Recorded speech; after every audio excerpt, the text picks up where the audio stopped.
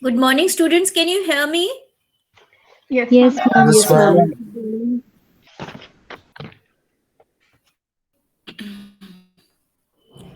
Can you hear me, students? Yes, Yes, ma'am. Yes, ma'am. ma'am.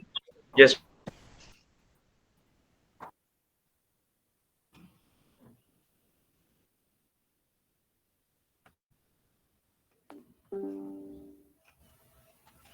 Hello, can you hear me? Yes, ma'am. We Yes, can hear ma'am. you. Yes, ma'am. Yes, ma'am. Okay. You can see my slides? Yes, ma'am. Yes, We can. ma'am. Yes, ma'am. Okay, we You can begin see as well. with developing business systems. There are many methods by which we can adopt to create a information system in an organization. We will be discussing the traditional method, the lengthy method, and still the most considered to be an appropriate method for developing information system in your organization. So today we will be discussing developing of information system in an organization, and there are n number of methods, but we will restrict our discussion to the most prominent method, the traditional method, the oldest method so far. So we start with developing information systems. And this approach is, as I said, it's a traditional approach, it's a lengthy approach, and time consuming approach, lengthy approach, and also costly approach. So you have to arrange for finances before you move into developing system following this approach. This is the life cycle approach. This is called the life cycle approach. It has 6 stages: definition or investigation stage, system study stage, design stage, programming stage, implementation, and post implementation stages. So there are 6 stages to this information system. Now let us discuss what the first stage, that the definition stage, takes up. The definition stage basically investigates into the problem, that what is the problem that we are facing. That when we process information system, let's say if it's a totally manual system that we are relying on, so the fact is it is very cumbersome and it's time consuming. So it gives you, so you have to identify what is the problem with the existing system that we follow. It is time consuming. uh, we say it is time consuming firstly, and it is time consuming and cumbersome. So we desire to have a better system. So what is the problem? You have to identify the problem. Then what is the need? Is there any need for it? What is the scope? Is this problem existing only one in one section or one unit, or it is all across the organization? What is the scope? And like say for instance, we are processing orders, and that's a totally manual system that we follow, or the generation of payroll. So that becomes the scope. So we need to bring about a change only in this particular unit, on this particular area, in this particular unit, or in this particular section. So that is what we mean by scope. So we try to identify the problem, we identify the need, we identify the scope, and what would be the information needs of users, future information needs of users. So it is a very preliminary kind of a study that we do at this point of time. We try to identify the need, the problem, the scope, and it's a what we call preliminary feasibility study. Herein, we also try to throw light on the resource requirements. What is the quantum of resource that we require? How much is going to cost me approximately? If approved, the development process continues. So this is a very kind of a what we say pre-study that we do, preliminary study that we do of the cost, of the requirement or the need, the scope, the financial requirement, the scope of the study. It is going to be all across the organization or one unit. What is the problem? We start with problem identification, identification of resources, identification of the scope, and then if we then we move on to a detailed study. So this, we call it a preliminary study that we do in order to really understand the need for developing a new system. Then we come to the second stage, which is we come to the second stage, which is a system study. Herein we take a systematic study. So if the preliminary study says it's a go ahead, we go to a system study. This probes into the problem in greater detail, and there are 5 types of study that we do, operational feasibility. It's this stage we call a feasibility study stage. We call this a feasibility study stage, wherein we try to identify. It's a preliminary study.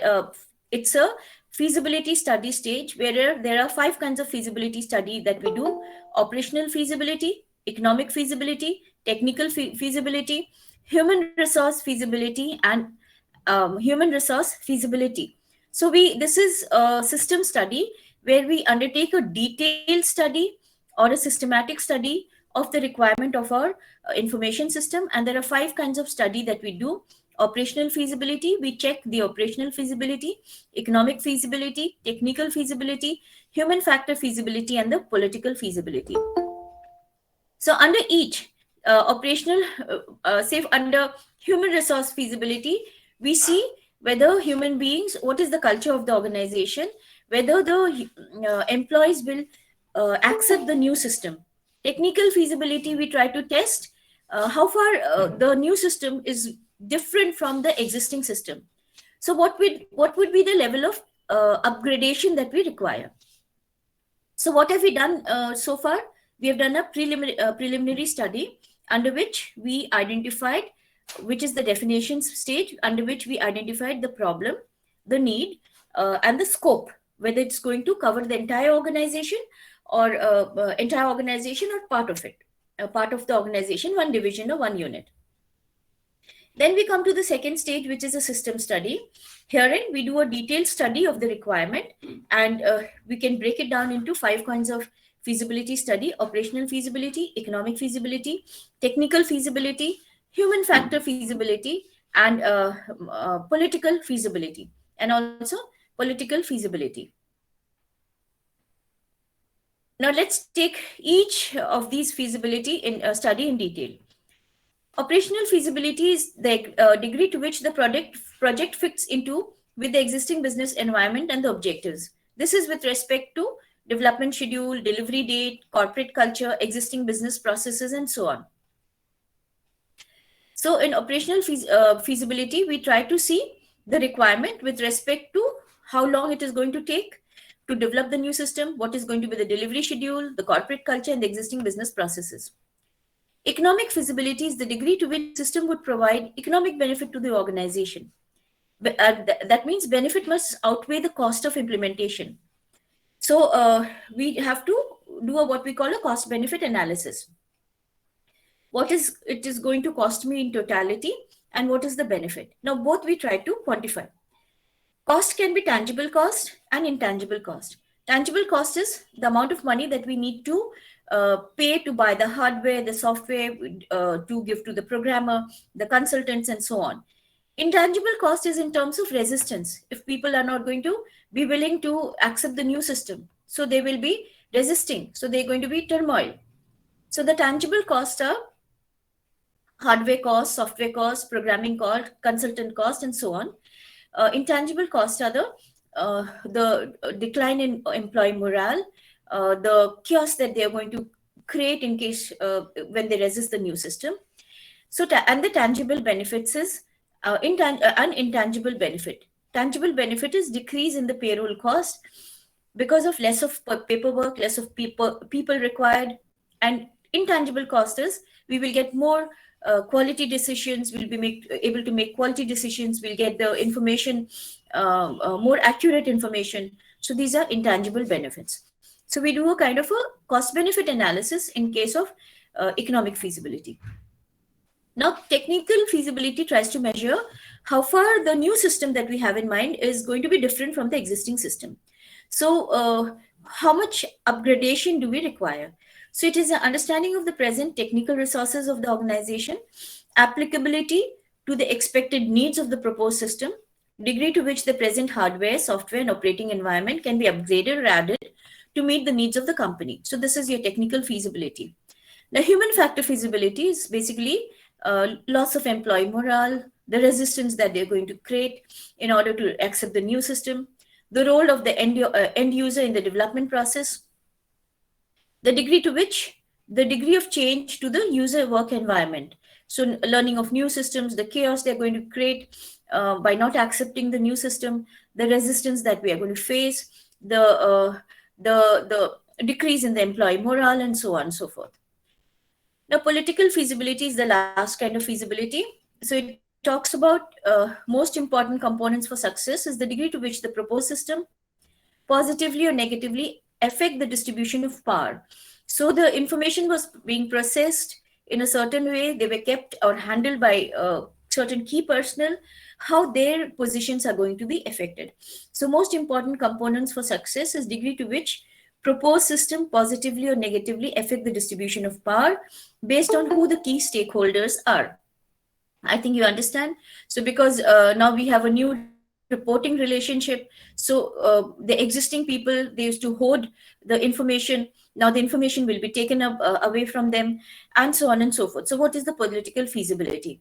So we under this we do a systematic study where we undertake a study of operational feasibility, economic feasibility, technical feasibility, human factor feasibility, and also the political feasibility. Now, further we move on to do an in-depth study of the user's information requirements.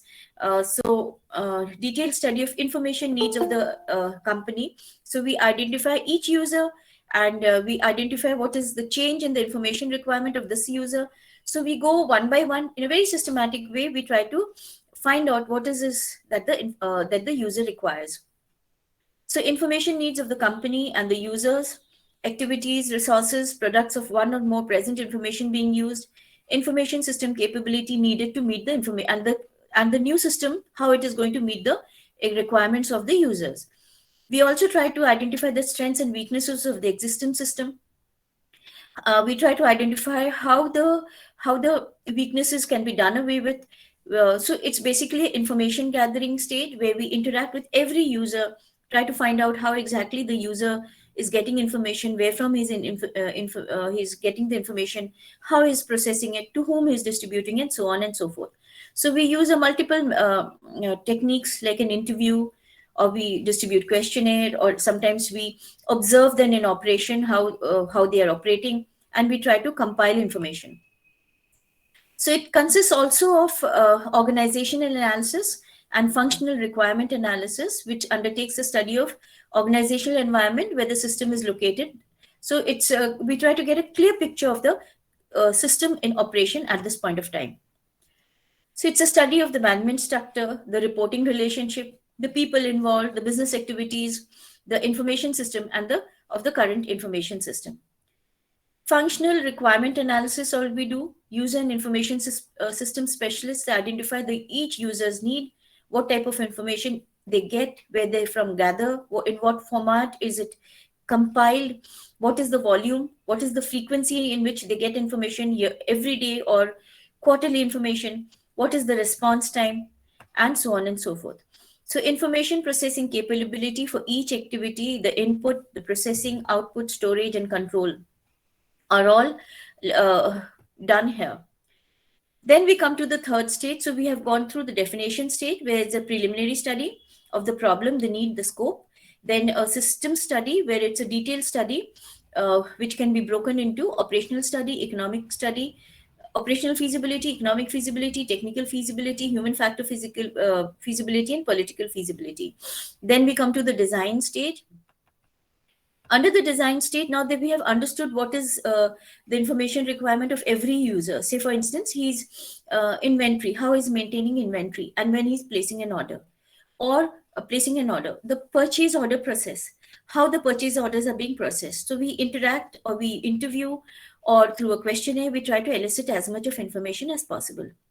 And if there is a change, what is the change that he desires? Then we design the system. When we design the system, there are two aspects of design. One, what we call the logical design. The other is a physical design.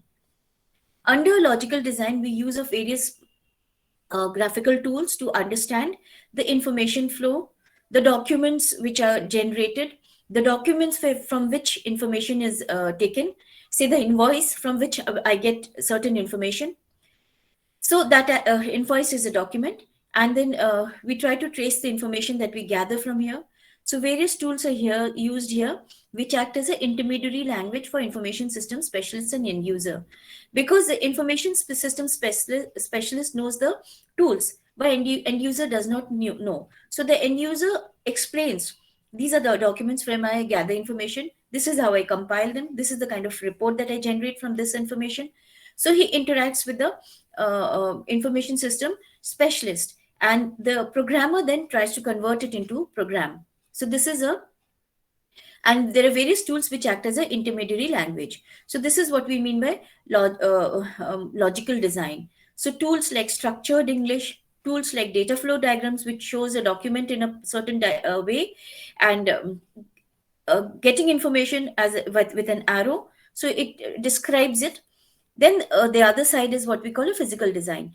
Physical design consists of the various hardware that we require, the media, and the devices that we require.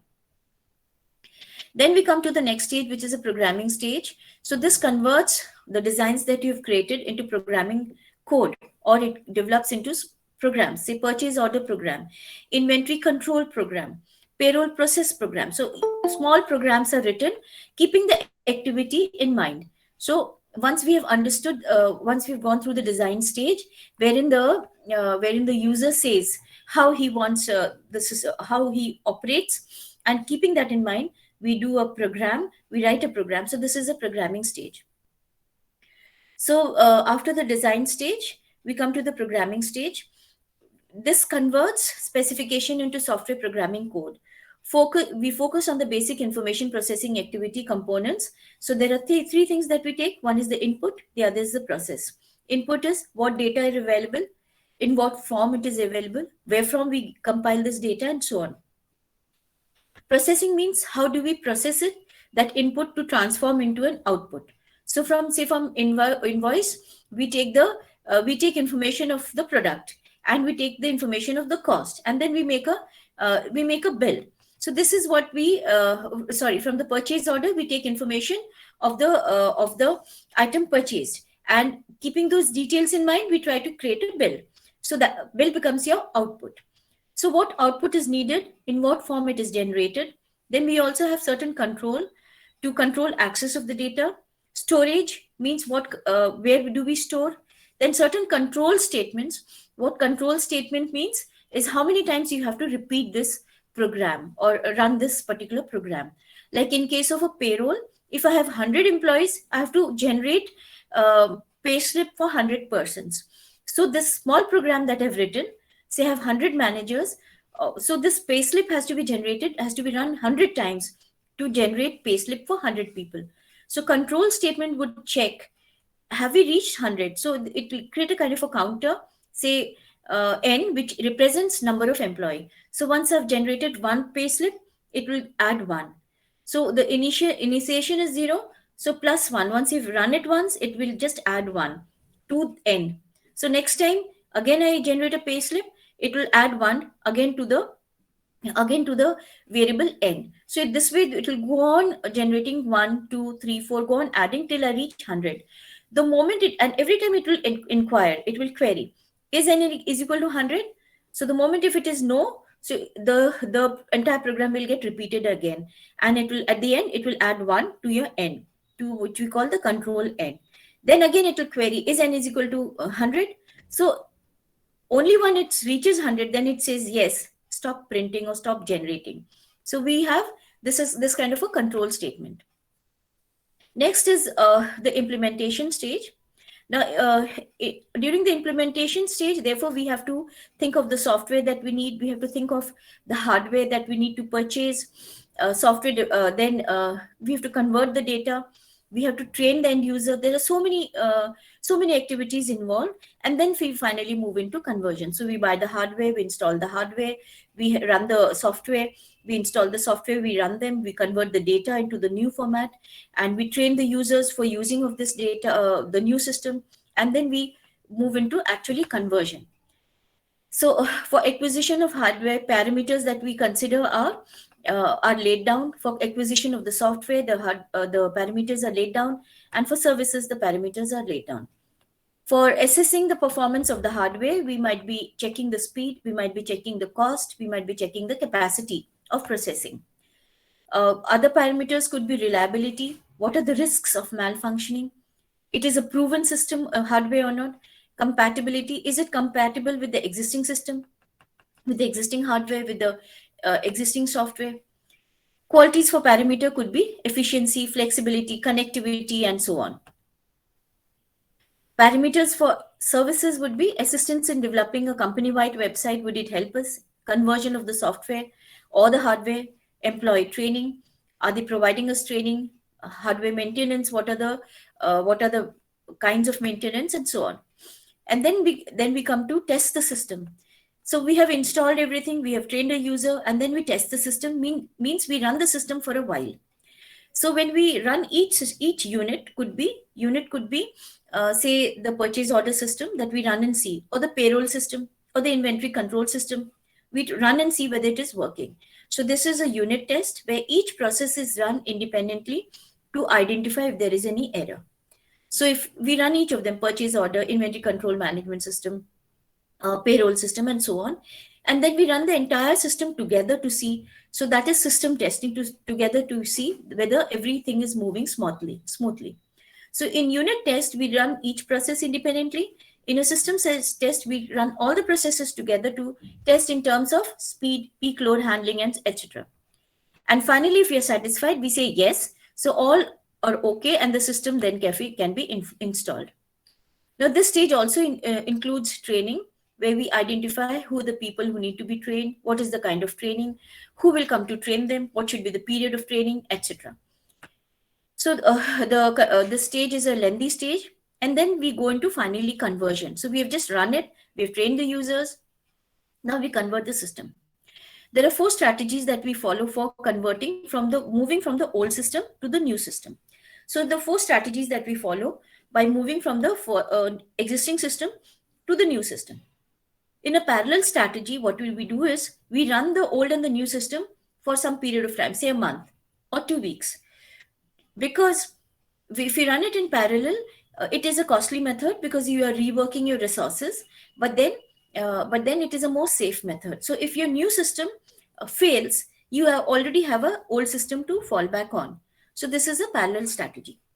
Now, in a pilot test we run it on one unit, like we talked of BPCL, ERP implementation, the discussion. We run it in one particular unit, in one particular location to see whether it is functional. And if we found to be successful, then we accept it in all the rest of the units or the locations that we have in mind. So this is pilot study. In a phased approach, we do it in phases. So we first install it in the in the operation department. That is, we implement it in inventory control management system. We implement it in, say for instance, inventory control management system, a purchase order system. So in phases, we go on covering each of the unit of the organization. Now coming to the next stage. So this is conversion. And lastly, sorry, I've forgotten plunge. Plunge means on one date we specify, say 7th of March. On 7th of March, we stop running the old system and we start running the new system. This is a plunge strategy. This is a less costly strategy, less time consuming strategy. In pilot, you spend some time undertaking a pilot study. In phased manner, you take time to cover up the entire organization one by one.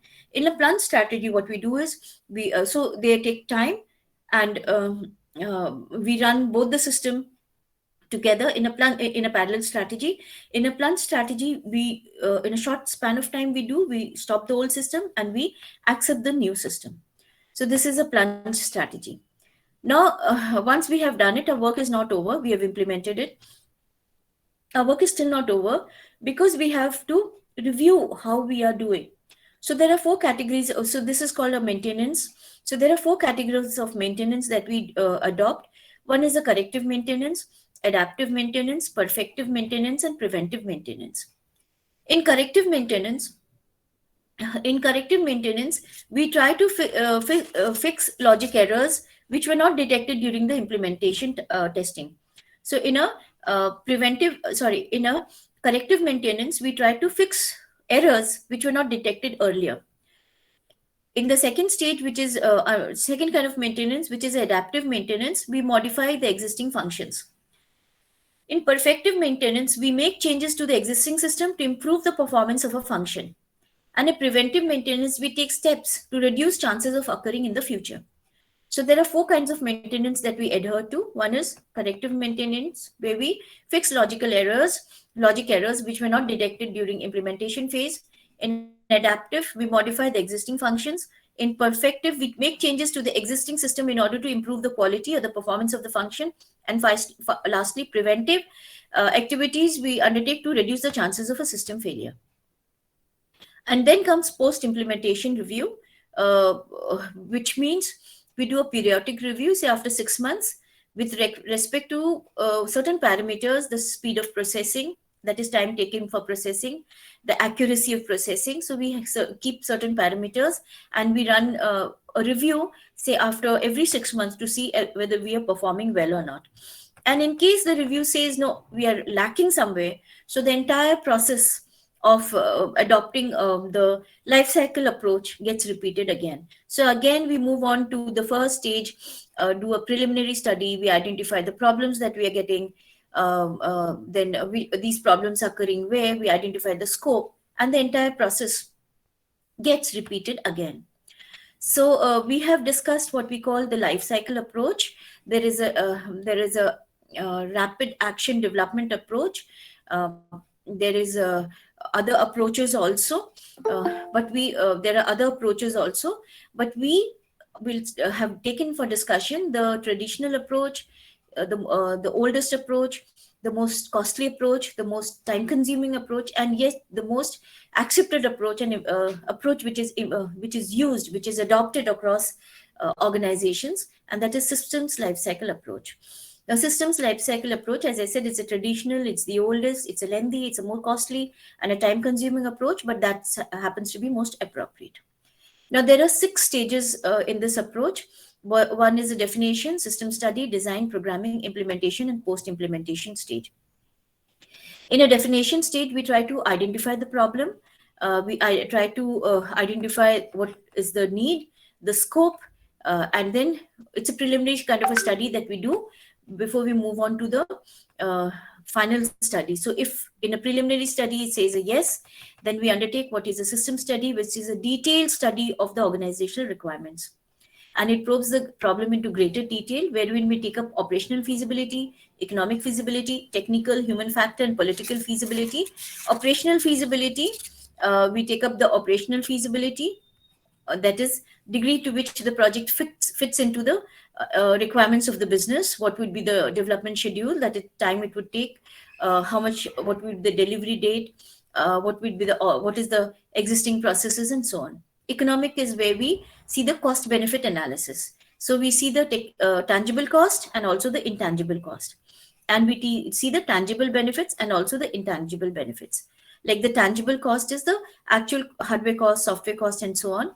Intangible cost is the decrease in employee morale.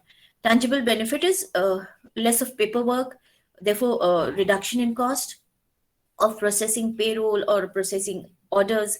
And intangible benefit is quality of information improves or the accuracy of information improves. Now, technical feasibility is how far the new system that we propose is different from the existing system. So how far upgradation is required. Then the human factor feasibility is the resistance to change to the existing system. And political feasibility, how far it is going to change the power relationship that exists, power structure which exists in the organization, and the relationship that exists in the organization, how it is going to change the existing system. Then we do a detailed study of the information requirement of every user, what kind of information is required. Then through various process, interview, questionnaire, observation, and all. And then we try to identify the organizational requirement. Then we move on to functional requirement. What is the format, where from I'm getting information, what is the frequency and the volume of information, what would be the response time, and so on. So these are your functional requirements. Then we go to next stage, which is a design, which consists of 2 kinds of design, the logical design and the physical design. In a logical design, we try to depict the information flow where from we elicit information, how do we process that information, what format do we create. And next is the programming stage, wherein after design we convert each of them into design specification into a program. So we need what is the input, where from I get input, what processing do I do, what is going to be the output, and control statements also we use. And then we come to the implementation, which is a very tedious phase, where it involves data conversion, it involves identifying who needs training, what kind of a training he needs, then going into finally what kind of hardware do we need, what parameters do we keep. So we have separate parameters for selecting hardware, separate parameter for selecting software, separate parameter for the services that we are going to offer. Then we do a systems testing, that is we run it on one unit and see whether it's functioning. Then if it is functioning, then we run it on all the units together, and then we see whether it is functional or not, and then we accept. So there's a unit test, systems test, and an acceptance test. Then we come to conversion. Then we convert the 4 strategies that we adopt parallel, where we run the old and the new system for a period of time. And once we are satisfied with the new system, do we adopt the new and do away with the old. In a pilot study, we run it in one location and see if it's successful, then we implement it across the entire organization. In a phased manner, phased approach, we run it in phases. So we adapt it, change the system in phases. And in a plunge, in a particular date, we decide to do away with the old system and install the new. Post implementation, there are 4 kinds of implementation. Once we've implemented the system, the kind of 4 kinds of maintenance that we do: a corrective, adaptive, perfective, and preventive maintenance. And then we do a review, say every quarter or every 6 monthly, we do a review and we see its performing in terms of processing speed, in terms of processing quality of information, in terms of how far it is fulfilling our users' needs, and so on. And once if we are dissatisfied anywhere, then we go through an entire overhaul. So we repeat the entire system again. So that is it. So there are 6 stages under systems under life cycle approach. So we are over with the discussion on implementation of information system in an organization. If any query any student has, can come up with it.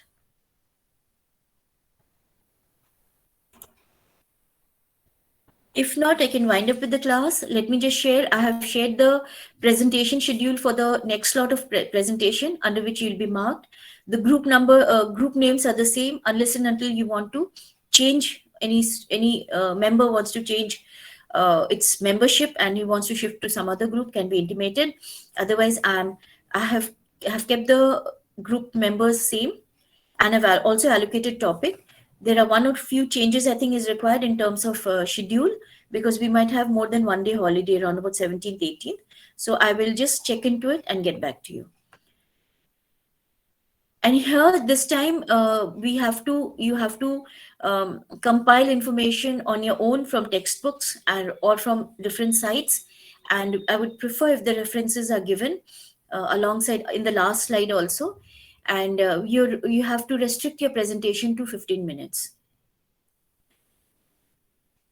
Okay, I can call it a day if there is no query Ma'am, from for anybody. 15 minutes, right? Yeah, so you have to program. This time I did not give, because some were very lengthy, some were short. So I said, okay, let me see how far you take up. But one thing which I must mention, and there was some query from some students also, with respect to background. If you're giving a background, it should not be so lengthy that the actual literature is lost. So the background can have 4-5 slides to a max, but it should not take so much time that it becomes unwieldy and it becomes more exhaustive as compared to the actual literature that you have in mind. So keep that in light and identify what you think is most important, and then you can make your presentation. Just to try to restrict it to 15 minutes. And then 5 minutes, say 3 to 5 minutes of question answer session.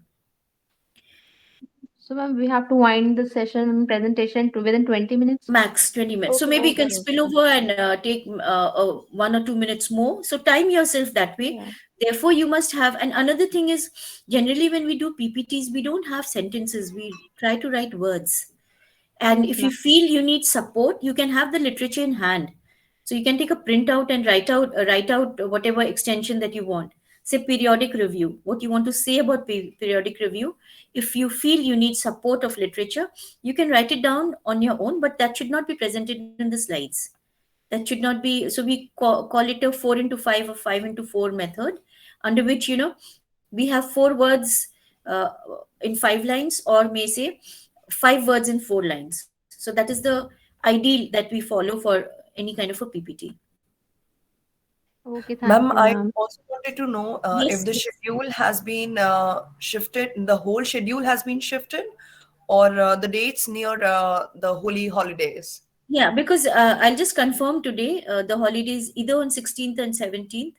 No, it's on 17th and 18th, or maybe it's only 17th. I don't know. So I'll So, just ma'am, verify the, today and then shift it by one day. ma'am, is it only the last groups or even the first groups will be shifted? I No, I mean don't think the the first group would be 11th. affected. I think we begin from 11th, and I'll just review once today and communicate to you, but I don't think beyond 11th. So that gives you sufficient time for preparation to each of the groups. Okay, so I'll just review it today and get back to you by evening. But Okay, ma'am. only maybe there would be a preponement or a postponement of only one of the groups, one or two of the groups, around 17th and 18th. Because I just confirmed the holiday is on 17th, or it's on 18th, or it's both. So that I think I'll have to reschedule, or maybe we can have it in the evening the very same day. Say one day earlier, evening we can have it, so that we are over with the presentation. Because I'm sure you will start with your summer training presentation very soon. So that's something else which is coming up. So I would like to be over with it before your summer training presentations start. Thank you, ma'am. Any other query before we call it a day? Ma'am, what is a summer training presentation? Ma'am, I don't know about it. Okay. That is summer internship. You students, after completing your second semester, you move for a summer internship where you take a kind of a training for 2 months. You get attached to some organization, and you get an exposure of the organizational working. You do a kind of a dissertation, a kind of a report writing on a particular topic, studying their method of operation. So I don't know whether you will be affected by these presentations would be offline for the final year students, and then I think first years will be asked to attend it. So maybe your classes might be affected during that period. So I would like to be over with these presentation schedules, and we can have open sessions after that if we have a few classes left, or we can have Okay, some ma'am. sessions also. Ma'am, these training programs will be provided by the department or we have to find by our own self? Both. I think some slots are given by the department, but they have a limited number, and a limited number of organization where they have this kind of a facility available, where it's a kind of a understanding that, again, if we have two students going to a particular organization, so those two slots are fixed and it will be offered to some of your students. But it's always preferable that you try at your own end also, depending upon your interest area, and try to establish contact so that you can arrange as per your own needs. Ma'am, summer internships used to take place after the completion of first Yes. year, after second semester, if I'm not wrong. Yeah, so the final years will go in for presentation, and maybe Yes, you will ma'am. be asked to attend those. So Okay, ma'am. your couple of classes might be affected, because now it's difficult to presume what will happen, because Yes, we are ma'am. for you it's online, for the final year it's soon going to be offline. So I don't know when Yes, it was ma'am. offline for all, classes were dissolved, and in first year we are also asked to appear, to attend the presentations, so that you are prepared. There's a learning for you for your internship program. But now Okay, so it's offline and online. I don't know how it's going to work. so right now we only have to attend the presentation that will be presented by our seniors, and later on, after the second semester, we will have to go for our internships. Yes, and you're asked to attend so that you learn how Yes, exactly ma'am. Yes, the ma'am. presentations, what is expected of you once you're over with your presentation, once you're over Yes, with the ma'am. internship. But I don't know, because so far I know that they're going to have offline presentations, but whether you all will be attending it online, it's difficult for me right now to say. to get an Yes. understanding on that. Ma'am, Okay, also ma'am. we have received this Ma'am, mentor list. I'm sorry. Ma'am, we have Sabia, please go ahead. okay, thank you, Anna. Ma'am, as we have received mentor list and we have been assigned under the teachers, how is it going to help us? See, any kind of problem that you have, difficulty you have, or you want some change in the scheme, that is how your scheme of presentations or work assignment, I think you can, instead of going to the chairman directly, you approach your mentor, and maybe during the meetings that we have among the teachers, there's a particular slot, 10:30 to 11:30. So we often try to meet during that period of time. So what happens is such queries or such problems are discussed over there, and we try to resolve it in some way. So rather than disturbing the chairman every time, so you approach through your mentor. I Oh, think okay, that thank is you, ma'am. because it's open now. Any kind of problem, or whatever you have, any query you have, that is, I think, a platform through which you can have your queries resolved or your problems resolved. Ma'am, the other question that I have is about the presentations that we are giving in MIS. You haven't informed us about the weightage of marks that have been assigned for the presentations. So, if possible, can you please let us know about it? See, what I said is for your case, we have 70 marks for internal assessment and 30 for your final viva, right? So this 70 I have distributed into two sets of presentation, 35 marks for each. And I've already have evaluated and put the marks. I've given A plus plus A plus B and have allocated marks to you. But let me be over with the second set. I will share the marks with you. I have already marked you, depending upon the slides, depending upon cohesion within the group, depending upon clarity of concepts. So many parameters which I had in mind. Then cohesion within the group, clarity of concepts during presentation, how organized was your presentation, then how cohesive were you in your group, the team work which was reflected, then how you have answered to the queries, questions asked. So I have keeping those 4 5 parameters in mind. I have already evaluated, but I'll share the marks with you once we are over with the final presentations. But of course, as I said, I will allocate +1 +2 to a max of maybe 2 marks or 3 marks, depending upon the. It's open for the house also to ask questions, but relevant questions. So Ma'am, that you also have I have more one more attention question. and more participation. That's the basic crux. So, Right. ma'am, the whole group get same marks? Yes, when it's a group presentation, the entire group gets the same marks. So Okay, some of ma'am. you stand to gain, some of you stand to lose. But I think it's the entire team which Yes, ma'am. teamwork that we Yes, try. ma'am.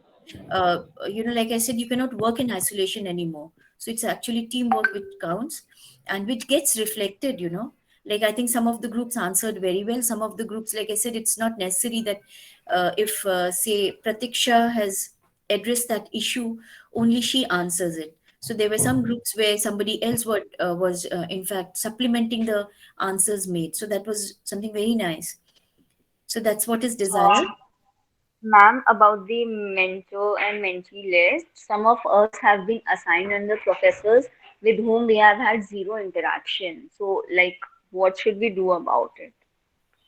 Means he or she is not engaging any class for you. That's what I Yes, think you ma'am, mean by exactly. and in an offline system, it's difficult for you to go and approach. So what you can do is you can always, I think, text to the person concerned to somehow assign you time. And some of you are day scholars, you can have a meeting, or you can have an online meeting.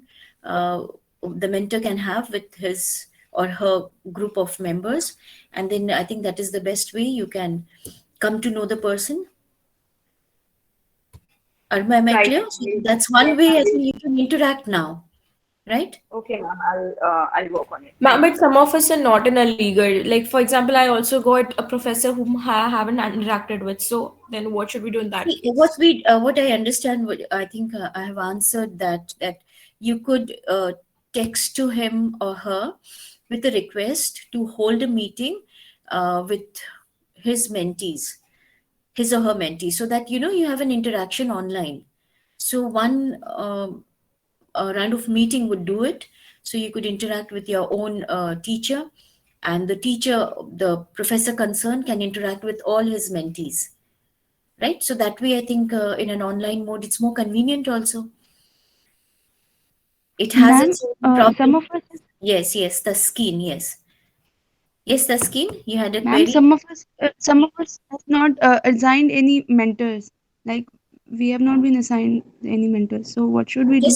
Just let me know who are they. You tell me the names. At least text me so that I bring to notice. So we'll take it up and you'll be assigned a Okay, ma'am. mentor. Just text whosoever has not been Okay. assigned a mentor. Text me today. So I'll just compile the list and give it to the office. I will talk to Jamal Bhai and get Thank it you. sorted. By chance it has been missed, or maybe there are even if it's a late admission, I'm sure, or maybe it's just a sheer chance that some name has been dropped out. So just text me that you've not been assigned a mentee or mentor, your name and your roll number. So we'll have it resolved, don't worry. Okay, ma'am. Any other issue?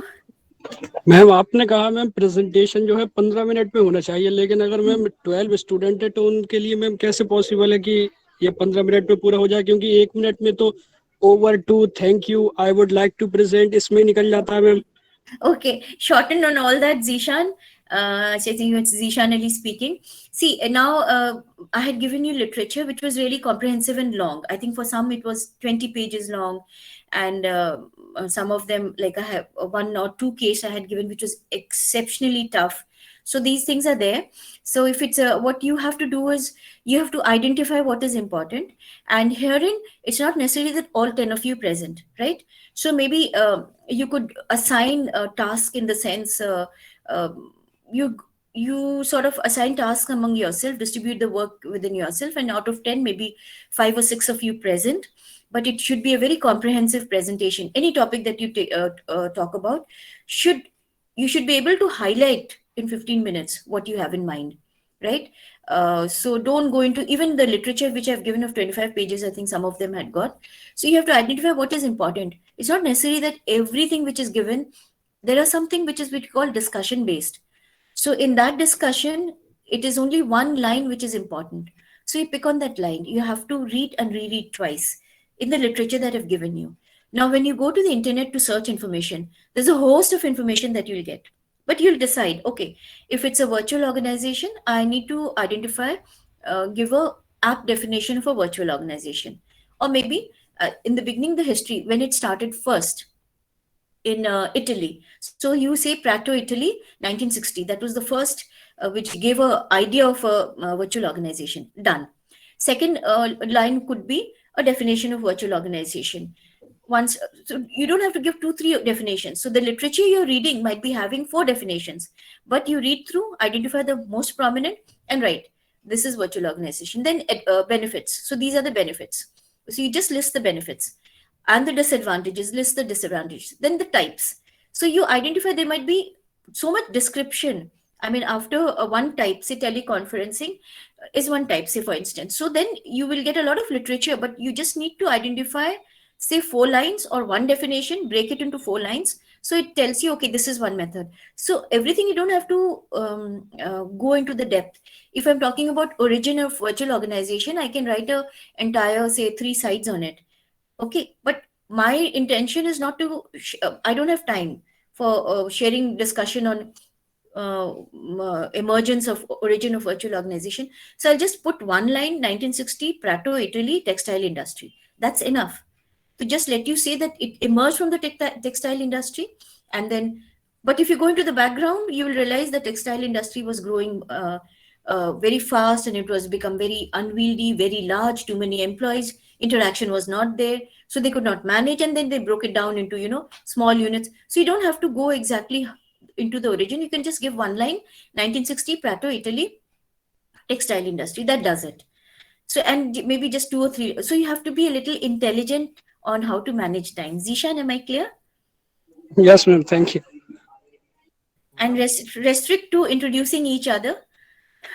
Very limited. You just hand over. I'm handing over to say Sabia to carry on, And Sabia hands over to Taskeen Ghazal to carry on that. That's it. And just identify, like I said, there'll be 7 definitions of virtual organization. Read through, identify the most prominent, just have it. So you don't have to describe beyond that. Okay, any other query? Okay, ma'am. Feel Yes, free ma'am. to ask One more thing. text me on your topics also. If you find difficulty and you're unable to identify what exactly is needed to be presented, but do the effort at your own end. It's also a process of learning. And what you learn and what you present on your own will stay with you forever. I'm telling you. I have also been a student. We have done these presentations. So we still get very excited about, we presented this way and we were appreciated. So this will stay with you forever. So take it very seriously and it's something you will not forget. But if it's something I'm teaching, you'll hear and you'll forget in a moment. But something where you have put in your own effort will stay with you. Okay, thank you, students. Thank you so much, ma'am. Thank you, ma'am. Thank you so much, I ma'am. hope Thank you, ma'am. Thank you. Thank you, ma'am. we call it a day now. Okay, we wind up now. Yes, ma'am. Sure, ma'am. Thank you, ma'am. Yes, ma'am. Thank you so much, ma'am. Thank you, ma'am.